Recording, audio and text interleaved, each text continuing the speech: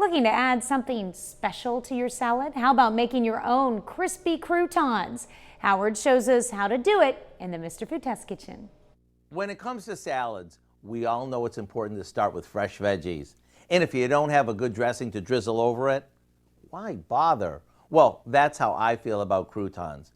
I want them fresh, I want them big, and I want them flavorful. So let me show you how to get all of that. It all starts with the bread. We need to cut 1/2 to 1 inch pieces. I like to use either French, Italian, or sourdough.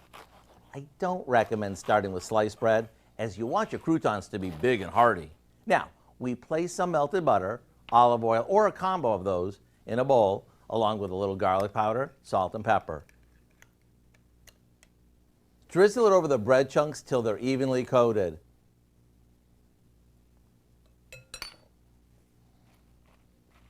Then, place them on a baking sheet and pop them in the oven.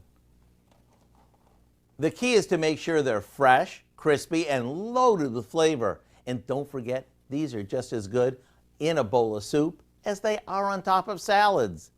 To get the recipe for our homemade crispy croutons, all you have to do is check out our website.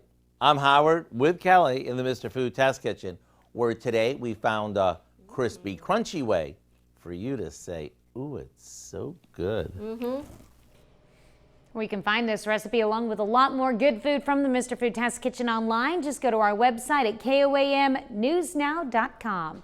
Here's a look at our 4 state market prices.